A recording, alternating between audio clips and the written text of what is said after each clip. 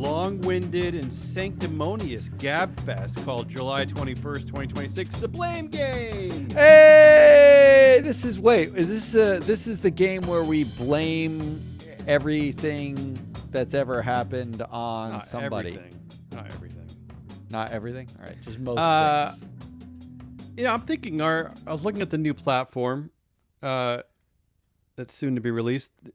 That would be a good tagline for it. It's a long-winded and sanctimonious gab fest. It's a lot of data. You know what? People will It's a pay lot of a lot of sanctimony. money for that. So, yeah. Our show today is being sponsored by FreeFlow Analytics and FreeFlowAnalytics.com, the only platform making Word PowerPoint performance for free. I realize, it dawned on me, I hate to say this to you, but this new platform and website is so completely intricate and deep. The scope is massive. The ideas are, novel. And we might have to start teaching people how to use it. I know. Right? This is not like going to a website and being like, degree. and being like, how many home runs did Babe Ruth hit? Like, it's not, it might be a little more complicated than that. So I hate to tell you, but it might be time for some good old fashioned like webinars. Does those still exist? I think people still do them. Yeah, maybe we can throw one. Maybe we'll You know what would be good for our company is another COVID pandemic, and then people will be back on Zoom again, and then we'll just force people to learn about our platform every week. Not on Zoom. Yeah, On Zoom with masks. A Zoom with 500 people on it. Yeah, because people will be really bored and they'll want to listen to us. All right, you ready for the blame game? Yeah, let's do the blame game. Just a quick re-explanation how the blame game works. We pick headlines from the last few days, and Okay. to try to explain the headline, we pick out potential targets to blame. It could be people, it could be things, it could be concepts, could be policies, whatever. And then we answer that question by voting. No, well, we don't vote. It's you just pick one. Just whoever, Just pick whoever's one. going picks one. Yeah. All of our games are so dumb. Does anybody like This first one is laborious, All right. Well, but why don't it's you kick us interesting. off then. It's fascinating. Well, I'll be the Okay. judge of that. Here's the headline. See, this is what the genius of us is that we can take a headline like this. This is from Bloomberg. Warner Brothers Zaslav, that's David Zaslav, the CEO of Warner Brothers, offers $68 million to buy a summer camp. What is that like an AI company called Summer Camp? No, it's like it's a bankrupt, an upscale summer day camp in Westchester that was dragged into bankruptcy last month. So I'm thinking to myself, wait, how have we come to a point in American history where we have CEOs who have an extra $70 million laying around that they can just buy a bankrupt summer camp? Right? But when you How did we get here? I'm trying to figure out what summer camp costs $68 million. Well, it's in Westchester. I A bagel costs $14, so you know. but the summer camp, the land that the summer camp owns would have to be in Westchester, would have to be like 100 acres of land to be worth like 68 million. You've right? seen these camps, right? We have a lot of them in Maine and all over New England. You've seen these camps. They're pretty extensive, and they get a lot of high-end counselors. I think I they're have to networking admit- events. They're like early networking events for 7-year-olds, I think. I have to admit, I did go on Google Maps and like scroll through the street next to this summer camp to see what exactly an upscale Westchester summer camp that costs $68 million looks like. And it looks like a small strip mall, like Oh, really? where kids go. I don't get Well, it. I'm confused. We unfortunately, much to my son's chagrin, we sent him to one of these fancy summer camps one year because the owner of the camp offered him, a free ride because, we're those kind of people. Oh, yeah. So we're like, oh, great opportunity. But we basically tortured him because it's full of kids who are coming from, a lot of them are coming from boarding schools Yeah, and then right their to summer camp. and then their parents are dropping them off at a 9-week summer camp, and the kids are kind of depressed. Like they're like, they don't Because all want to. they want to do is hang out with their parents. At Yeah, home. I think they do. I think they do. I mean, Yeah, it's so sad. All right, it is. so But they're beautiful wait, places. I don't know why we're talking about summer Am I camps. blaming somebody now? All right, what so am I blaming for? so this is how the blame game works. I'm like, how the hell does this guy get $70 million? What's happening? So there's a lot of potential things to blame here. Can you blame his January 2026 employment, his new employment agreement, which basically gave him so many options? I'm counting 24 million options and 2 million restricted stock units. It's basically a $500 million like lump of money thrown at David Zaslav by the Warner Brothers board. Okay, Yeah, can you that's blame nice. that? Yeah. That might be a reason, right? Why would I blame the agreement? Well, I got Somebody more wrote options. the agreement, right? I got more options. Let's get to that. Let's get to the compensation committee as a whole. Now, this is incredible, and I can now understand why they came up with such an egregious, terrible bonus to David Zaslav. This compensation committee at Warner Brothers met 23 times last year. 23. I've never seen that many. 23. That's twice a month, basically, right? Yeah, that's a lot. I mean, you're giving out 24 million stock options. I guess there's a lot to talk about, I guess. right? All right. Well, let's keep going. Let's keep a running list. The bonus itself, the entire compensation committee. How about the chair of the compensation committee, Paul Gould? He's 80 years old. He's been on the board for about 20 years. He's 80. Yeah, he's been alongside David Zaslav for 20 years. He has a lot of other connections to Zaslav, including through John Malone's Liberty companies, through Paul's company, Allen and Company. And where, in fact, how about this? How about this for a tie-in, a throwback? Paul Gould's company, Allen and Company, hosts an annual summer camp for billionaires in Idaho. It's true. It's called Summer Camp for Billionaires, where David Zaslav is a regular attendee. Is that the summer camp that No. Zaslav wishes he was buying? That one must cost like so much money, right? I mean, but that's your chair of the compensation committee. Yeah, the two guys hang out at summer camp for billionaires. Yeah. Like, well, 80 years old with an 18-year tenure. Yeah, so that's a possible person to blame. Is there an investor somewhere who's like, "Hey, is this what we want?" Actually, that's a good tease because they don't want that because I'll get to the vote later. Or how about you could just blame the old board of AT&T, okay? Because three of 5 of the compensation committee members at Warner Brothers all came from that board of AT&T, and that board. David Zaslav was instrumental in the transaction to spin Warner Media away from AT&T. So those are just 3 old buddies from the AT&T board, still on the AT&T day. How long ago was that spinoff? Wasn't that like 15 or 17 or something? I don't have the date for that, but it's 3. Richard Fisher, Deborah Lee, Jeffrey Yang all come from the AT&T board. Maybe it was longer ago. And this is going to be this is where the blame game becomes just a crazy 22 multi-tentacled beast, because you're not going to remember any of this. Could you blame the whole board, the board of Warner Brothers that just ignores say-on-pay votes? Last year, they failed. This is before this pay package. They failed their say-on-pay vote by a lot, and they said. In the latest proxy that it continues to believe that our executive compensation structure is effective. They didn't do anything. When a director gets voted out, Yeah. they often say we are keeping them in the interest of shareholders. When the pay structure gets voted down, they say they believe We're doing a good job. We're doing a good job. It's effective. Okay. What mechanism is required? Do you have to have one of those jackass size, punch gloves, so that when they walk in the boardroom, it punches them back out of the boardroom to tell them implement that. Well, that's tell them that we don't like what you're doing. That's good. That's a good segue. That's a good segue, because my next thing to blame is the Dodd-Frank Act, which said the shareholder vote shall not be binding on the Yeah. issuer or the board of directors. Good work, Dodd-Frank. Yeah. And it may not overrule any decision made by the board or the company. So, Yeah. So it's so pointless. and here's why I bring that up. Because they failed in 2025.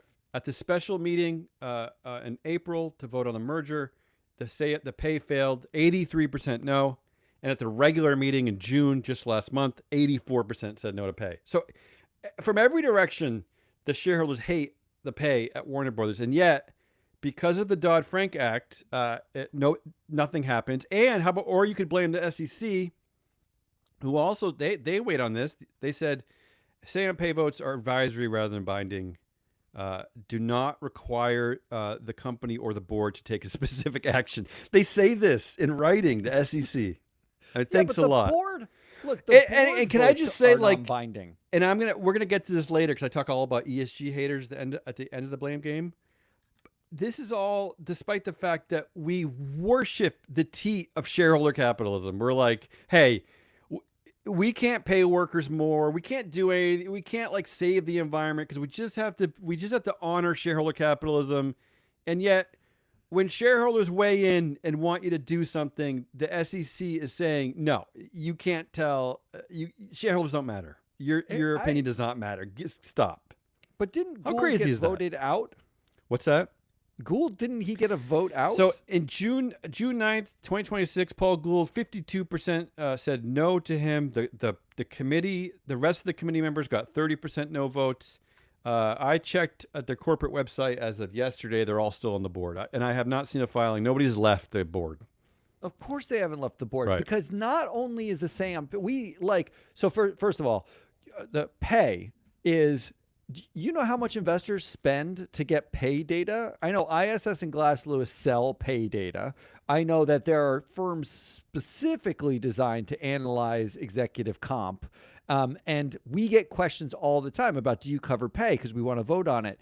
It seems like stewardship teams are highly focused on something that literally no one has to listen to your thoughts, right? Like, so you are going to spend tens, if not hundreds of thousands of dollars analyzing pay at all these companies, casting a vote only for the company to say, yeah, you know, your vote doesn't matter, right? Like, no one cares. Second, how is it that we still live in a world where director votes are advisory? If you vote no on Paul Gould, there's no process by which an investor can say, hey, why is he still on the board? Like, the minute we voted no, he should be gone. It shouldn't be a company policy where you have to submit your resignation, then the nom committee reviews the resignation and then goes back to investors and says, we thought about what you said and decided you're wrong. We want to keep this person. That can't be the process. The process is investors own the company. They choose their fiduciaries. The fiduciary has to leave. I don't like... The whole thing is a gaslight democracy at this point. Is that all the blame options I have? Can I blame all I have of one them? more. Like, I have one more. Can we just blame the workers, Warner Brothers, for being poor because the CEO pay ratio is 1,400 to 1? So is it their fault? Maybe he wouldn't look so rich if they weren't so poor. Maybe he wouldn't. Maybe if the workers could also buy a summer camp, we wouldn't care. that's true. Yeah. Right. How many of the workers own a summer camp? Like, other than like Gus, So who where do uses you- his basement gave as you- a daycare? I gave you a lot of good options here. Well, I mean, I know. where do you land? How do you land on this? And I'm going to add while you're figuring this out that the compensation committee chair got voted out, and all the committee members got a very high no vote. This is not a controlled company. There's no dual class shares, so really they should honor these votes. But David Zaslav himself, only 3% of shareholders said no, so they're not blaming him. And notice I didn't include him to blame. Yeah. Well, I like that they don't blame the guy who's connected to all the guys that they do Innocent blame. bystander, but really he is an innocent bystander. It's not his fault. Sure. Yeah, yeah. You meet 23 times as a comp committee, and Zaslav has no idea what you're talking about. But to be or what's fair, going on. shareholders like him. So Yeah, the guy who you go to billionaire summer camp with isn't talking to you about your pay package. hey, But- but I'm willing to honor the system. What I'm saying is that you've rejected pay at least 3 times in a row, so you have to completely rip up the pay and plan. that is where You've I lay kicked the out blame. you've kicked out Paul Gould, so you have to kick him off the board immediately. So I'll honor that David Zaslav got 97% support, so he stays on the board. So who are you blaming? I am going to say the Dodd-Frank Act is who I blame. Okay. The SEC maybe, because the SEC could have changed executing the Dodd-Frank Act. SEC could change the guidance, sure, but they can't go and change a law. The Dodd-Frank Act is a law that got passed that says it's non-binding. So if the SEC says no, it should be binding. The SEC doesn't have the authority to do that. They have to follow the Dodd-Frank Act.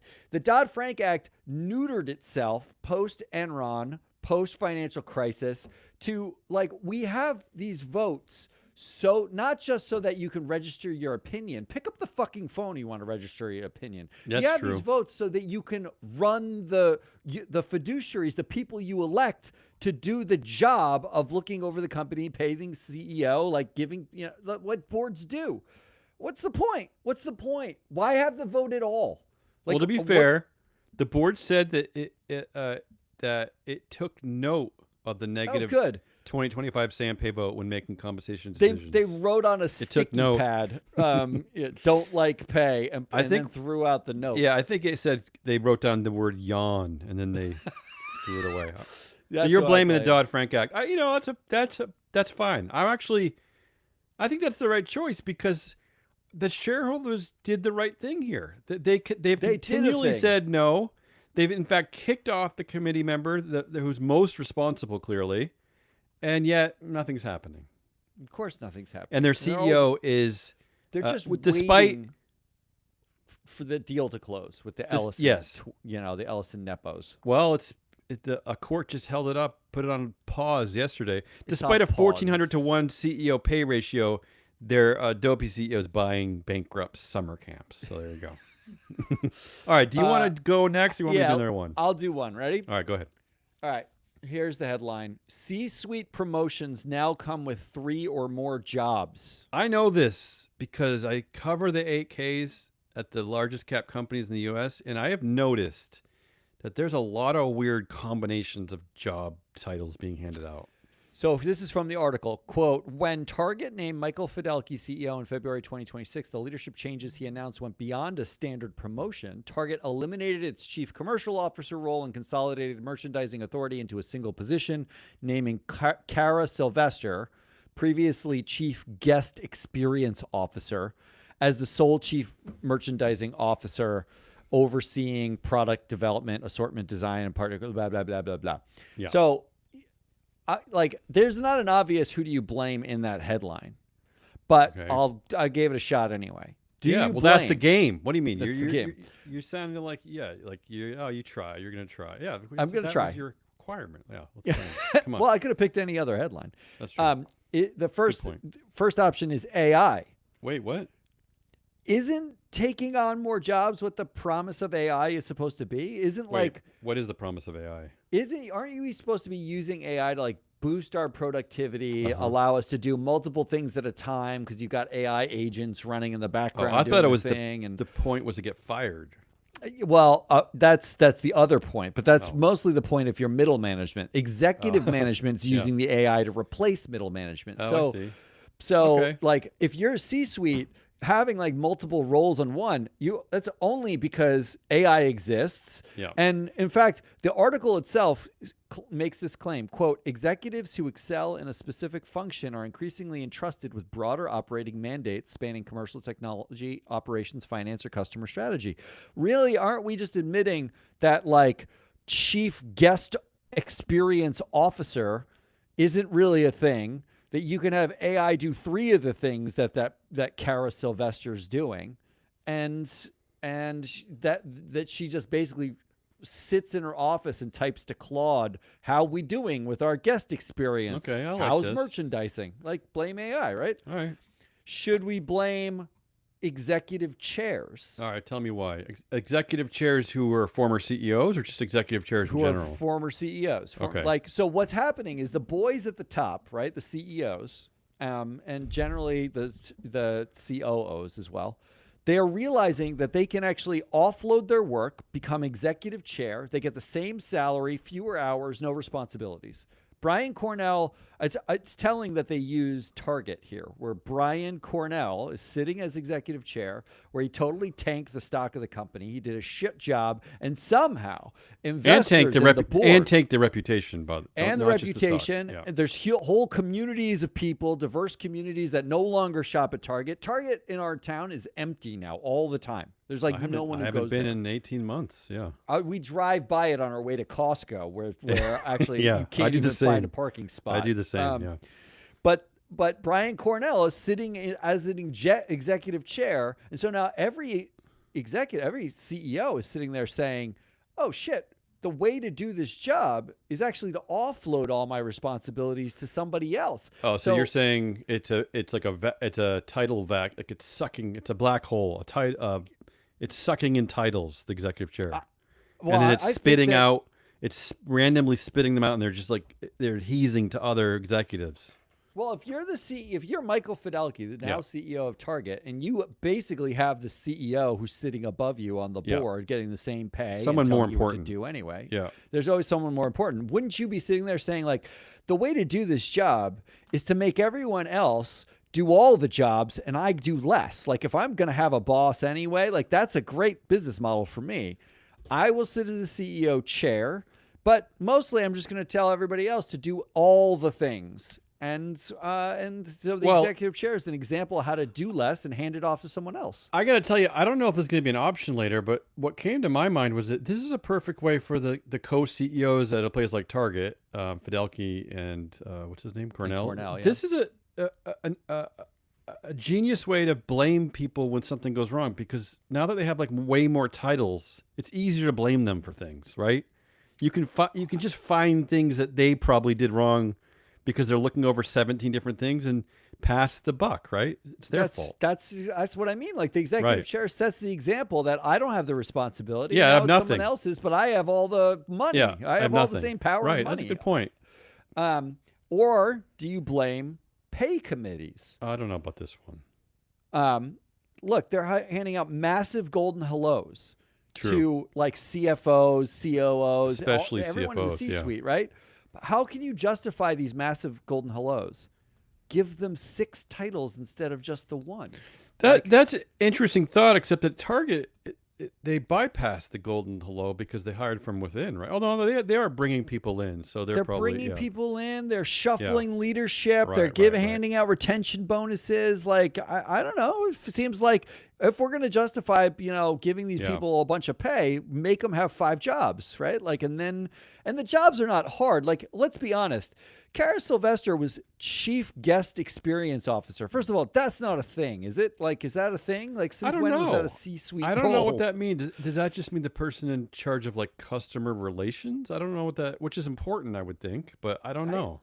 I guess, but what Target eliminated was its chief commercial officer and merchandising officer. What is that? What is the difference? I don't know. What is the I don't know what difference? that What are is. those people doing? Is that what like do they supply chain? I don't know what that is. I don't totally understand, and they all seem to fall under COO. So, like, aren't you really just like the pay committees are like consolidating fake titles that they had like 10 of, so that they can justify massive pay packages, maybe.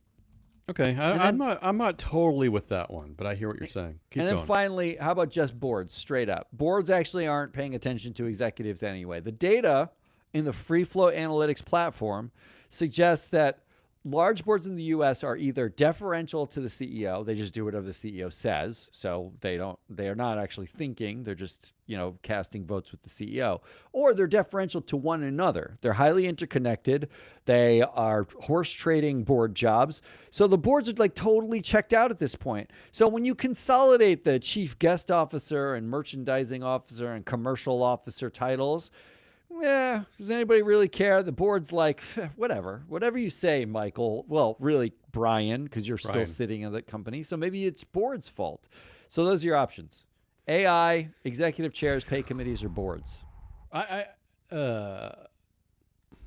it's not the pay committees. It could be AI, really. Well, what AI has done well is make life even more complicated and annoying. I gotta like clap my hands for them because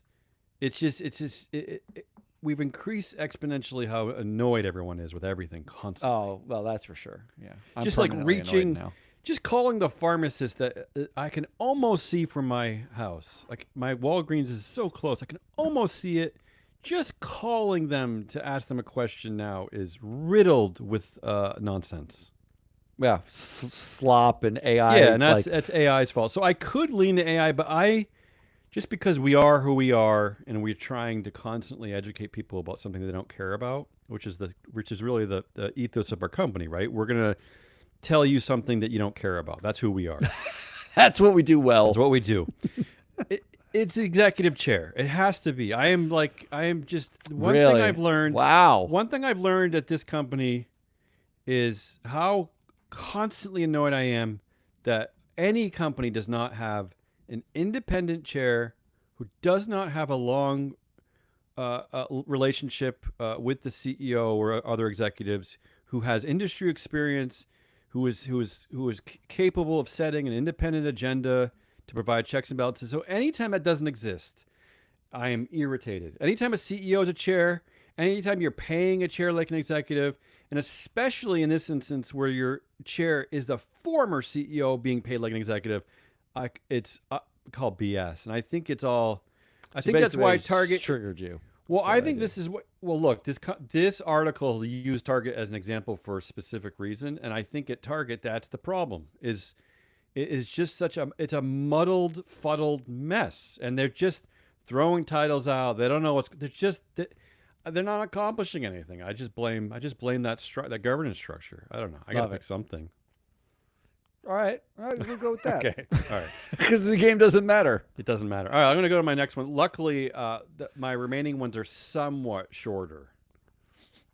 Okay.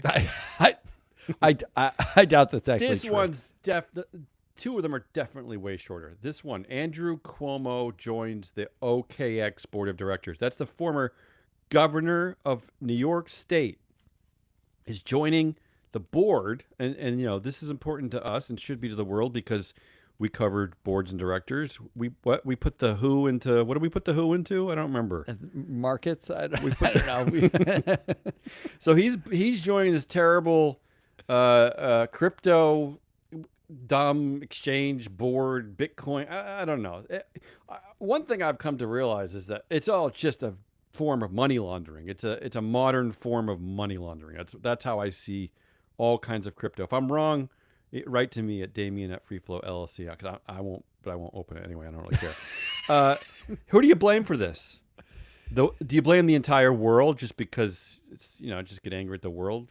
I don't know. Oh, That's a little much. I don't know that I blame the world because existential. I'm in a permanent state of anger. I don't know whose fault it is anymore. Do you blame men in general? I mean, if there's an industry in a world that is dominated by men, and we've been covering everything. We cover the boards. Is we cover there not one?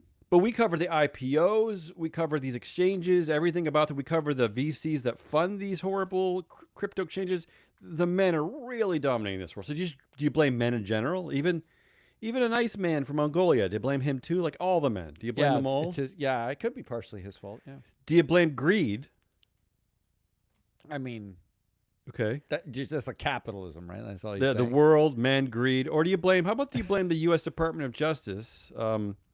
So just last year, OKX pled guilty to essentially to money laundering. Right? Oh, really? They maybe that's why they need Andrew Cuomo on the board. They facilitated over $5 billion in suspicious transactions, and they in fact they pled guilty to this. So they didn't. This is not one of those settlements where they're like, no, we didn't do anything. We're not going to say anything. They pled guilty to money laundering, and part of it is they explicitly told their clients how to bypass the rules. Right. So I ask you this, and they ended up with a $500 million penalty, OKX. And I ask you this from the Department of Justice. Why didn't you just shut it down? How are we not just shutting this crap down?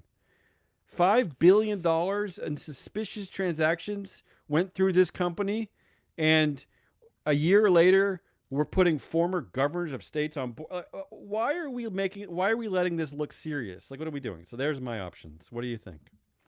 Well, how about the fact too that the OKX Yeah. board and leadership team aren't anywhere on their website. Like No, you it's can't actually only- find the I could the only people. find the CEO. I think his name is it Star Shu? I think his name is Star. I don't know. Like you can't find that. It's not in our database because it's not publicly traded.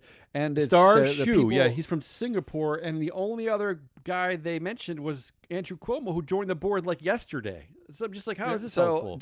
There's no plus. How about the fact that the DOJ actually found that Andrew Cuomo sexually harassed 13 women in 20 like that was a finding in 2024. And somehow there is a board that said that there is nothing you could do that would keep you off our board. This one's hard because This one as triggers you me dig so much. into it, like you want to blame someone specific, but as you dig into it, you realize like your joke options of the world, men, and greed are very real options. Oh, like, absolutely. Yeah. Well, Well, look at the current administration. Politics aside, I don't care what side of the aisle you're on. Politics aside, our president hasn't he already like gained like $2 billion in like crypto proceedings or something like that? $2 billion just in crypto. Like, we're clearly just we're in make believe money laundering world now. Like, because we don't really know the path that money got to him. It could be through OKX. I don't know where it's from. No one knows where it's from. I don't know how you don't just shut this stuff down, but I want to know what Cuomo's signing. I forgot the bonus last option, by the way. I buried the final option. The final thing you could blame is Trump himself. I forgot that there's a interesting piece by an economist in the Guardian who's saying that Trump has normalized crypto, and it actually could be this crypto world we're living in could be the path to our next financial collapse. So I think that's true. I also think that Trump is a symptom. He's not the okay. cause. You don't have to vote for it. I'm just giving you options. I'm gonna go with men. Man. Yeah. Well, we've done the math. This is a male-dominated industry like we've never seen before. It's not just male-dominated. It is like It is men 95% men that are running crypto companies. It is Of one of the course. most skewed industries of all industries in it- terms of the size of the crypto companies and that matter and who's running them. It also takes a man to live in 2026 and just see the world as his piggy bank. Just sees pathways to getting richer and doesn't look around and think like, how are we going to start to address all the problems we see? They That just Andrew focus in Cuomo- on greed. That Andrew Cuomo, who like yesterday was railing against socialist policies in Andrew New York. Cuomo was? Yes. Okay. Was socialism in New York is He's driving mad out at capital. Mamdani? Oh, And sure. the same day he's doing that, he's put on the board of a convicted, pled guilty crypto firm that was investigated by the same U.S. institution that found him to have sexually harassed 13 women. Like, there's no. Yeah. We should listen to you, man. Another man that we should listen to. I know, he should be another doing, like- mansplain of the world. I mean, I assume he's a lawyer. I could be wrong. He should be doing like pro bono No, work for. it's men. All right. Yeah. Okay. I mean, all you're right, by the way. Yeah. Go ahead. All right, here's mine. I have two more. How many more do you have? I have one, just one. So You do you want want to me do two to- in a row? Do two. Yeah, do another one. And then I'll do All right, one. let's stay on ESG, and then I'll end on a quick one. So I'll do one and then you do one. But I want to this will take a little. I'll try to go through this quickly, but I found this interesting. This headline: John Ossoff. He's the young senator from Georgia. Some are saying is a potential presidential candidate in 2028. I still can't believe that in Georgia we have a Jewish and black senator. Like, what happened? How did that happen? But that's beside the point. Can't even get that in I can't. Massachusetts. Yeah, John Ossoff rips RFK Jr.'s foolish cutback to cyclosporiasis monitoring. That's the diarrhea explosion, explosive diarrhea outbreak. The horrible bacteria thing. So here's the point in a nutshell: that RFK Jr. The CDC's FoodNet program stopped requiring monitoring of this bacteria, and that they made the data collection optional for most pathogens. Right? Yeah. And I thought to myself, this sounds familiar. Data, getting rid of it, making it optional, not caring. And I thought, Yeah, wait, voluntary, this is the same. This is the same. This is the anti-ESG world we're living in. This is the anti-data world we're living in. And I thought to myself, did this come from the anti-ESG world? Is this why RFK Jr. is here already this Yeah, fast? We So know I that, thought, though. I thought, who do we blame for this? Where did this anti-ESG and anti-data hysteria come from? And I have a list that's pretty long, but I'm trying to go quickly.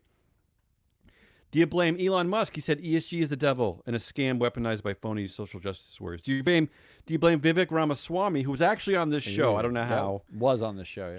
He was the big he wrote a book called Woke Inc. at an anti-woke company. He's like Mr. Anti-woke. Ron DeSantis, he argued that ESG is a way to bypass voters and enforce a political agenda through corporate power. Peter Thiel called ESG a hate factory, right? Yeah. Is it a factory of hate? Yeah. Tariq Fancy, a so-called whistleblower, called ESG a dangerous placebo. Okay, Yeah. dangerous Yeah. placebo. I met Tariq. He's actually a Brown alum my year. We met. Mike Pence, former Vice President Mike Pence, he thinks that ESG is used to enforce a radical left-wing agenda on everyday Americans. I only wish it was a radical left-wing agenda. I wish somebody would force a radical That'd be agenda. fun. Yeah. Remember the Texas controller we talked about, Glenn Hagar? He actually created a blacklist of financial companies in that was Texas, good, including Glenn. BlackRock. That was really good. That was good. That was funny. Called ESG an opaque and perverse system. How about that quote? Yeah. Opaque, Data's perverse. Yeah. opaque and perverse. I like Yeah. that one. Andy How do you know it's Pudzer- perverse if it's opaque? That's true. Andy Puzder, he's the former CEO of CKA Restaurants. He said that it forces companies to focus on social goals instead of profits, which violates shareholder capitalism. The reason why I mentioned that one because it circles back to, okay, we're championing shareholder capitalism, yet when the shareholders vote on things, we're going to ignore the shareholders. So Yeah. I don't know what world we're living in. How about Senator Tom Cotton? He threatened people, warning top U.S. law firms that advising companies to cooperate on ESG goals could open them up to massive federal antitrust violations. I love that threatening, right? And we saw that those threats to be true. I mean, we have entered this world of litigation and blacklists. I'll end at that. That's a lot. You want to pick one from that list? So I'm going to do something to Go ahead. simplify my choosing here. Go ahead. Note that not a single person on that list is a woman. I did. I mean, that's true. In fact, the person I left off for the first time is also another man. So you're right. So I'm gonna go with men again. I'm just all gonna right. go. Yeah, I just think that I didn't even. that's- It didn't even dawn on me. It didn't even dawn on me. You're right. I mean, like these are all just conservative men, almost all entirely white. Vivek is like an outlier here. Tariq is maybe an outlier here. But like, it's not even the whiteness that matters. It's the men. And look, Fancy actually, his take was not that ESG is bad. His take was more that like Wall Street is using ESG to sell you something fake. He didn't say like ESG creates some perverse system. He just said it was about greenwashing. So he doesn't even really count. This is just a man problem again. This is just men saying shit. Like, All right, I like like that. the show, a couple of men saying Yeah, some well, stuff. that is truth. That is the truth, isn't it? I mean, I always tell people. I was actually talking to a listener of our show a few days ago. You found one. And she was saying like I need more women in my life. I listen to you guys. I was like I'm barely a man. Give me a break. I'm barely there. There's a lot of men who would not consider me a man. So what are we talking about? We need to get Ari and Jesse's back on the show. They You don't. get people- I'll don't- say congratulations to them. They don't want to be back. Yeah, that's correct. But if you're a woman and you want to be snarky and talk about this stuff, reach out. And you don't Matt bore at us. freefloat.llc. And you don't bore us. Yeah. Well, it's not just us. You have to not be boring in general. In general. I mean, like you be. All right. All right. Give me your here's- next one, and then we'll wrap. here's my I have next one one. more, and we'll wrap it up. Yeah. What do you I'll got? try to move quickly too. General Mills is recalling 736,000 Pillsbury bread rolls over possible glass. I love that, like how specific. 736,000 Pillsbury bread rolls. Can you imagine there are that many Pillsbury bread rolls out there? Not only can I not imagine how many Yeah. Pillsbury bread rolls there are and whether or not there should be that many. Yeah, but exactly. possible glass is always Possible fun to me. I glass. love the idea that it's possible. Do you that think it's like glass. when you before you get to the blame game part of this, when you imagine this, do you imagine like little pieces of glass in the roll or one big shard right in the middle? What do you imagine? I imagine like those twisty rolls and like someone untwists it and there's just a giant hunk of glass in That's the what I twist. thought too. Yeah. Just almost like putting in like a candy bar into a I don't know, like a cookie and having it melt. Like just a nice big shard of Just glass one big right in your shard. roll. Something obvious, something incredibly obvious. All what right, do who you do you got? blame? Do you blame Public Responsibility Chair Jorge Uribe? He's a director? He's a director. Okay. On they have a committee, the Public Responsibility Committee. He's the chair of it. He's the ex-productivity officer at Procter and Gamble. He retired in 2015. Ooh. He actually screwed up the free flow analytics knowledge mapping because he got a bachelor's degree in something called management engineering. That's not real, is it?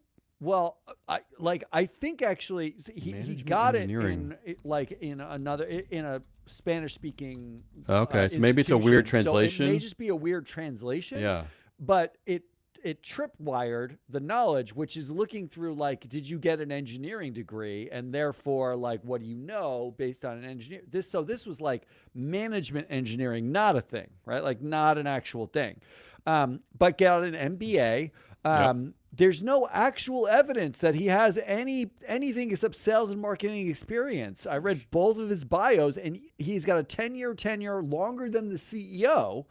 So maybe it's Jorge Uribe whose job it is. Yeah. Why is he? Why do we know why he's the chair of the Public Responsibility Committee? We don't know why. Do we ever know? Do we ever know we why don't know. anybody's the chair of anything? Why would we know? Yeah, we're being asked to vote on these people, but why would we know why they're in the roles? Why they have the roles they have, or even who they are? Yeah.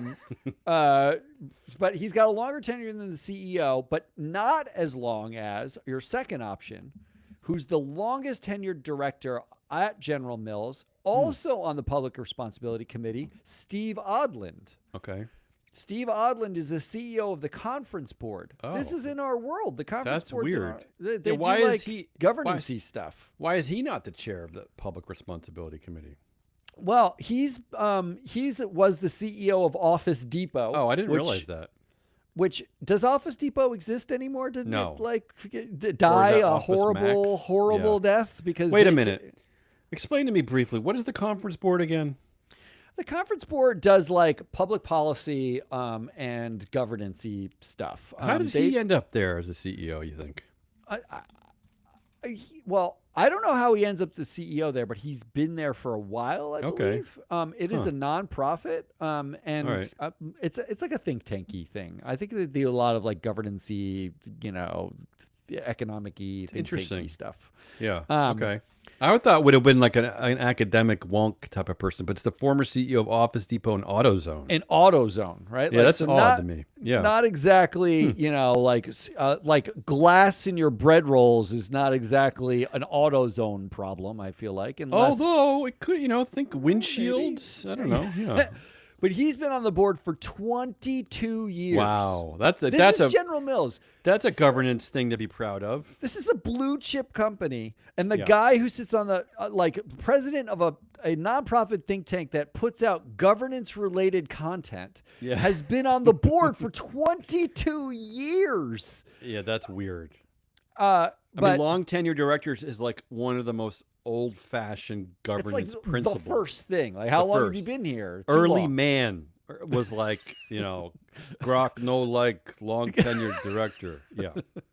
I like that early man is named Grok. Yeah. That's good. Well, I think that I took that from, wasn't that from The Far Side, the old comic that no one remembers but me? Yeah. What a great comic. Yeah. It needs a resurgence. Fantastic. All right, keep going.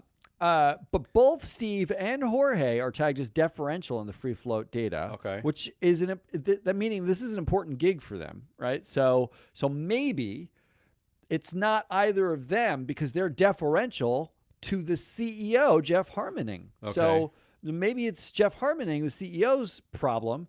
He's been with General Mills since 1994. He came from marketing, not public safety, but he was the COO at one point. Maybe it's Jeff. He's also got another job as a director at the Toro Company. Maybe he's too busy to notice glass.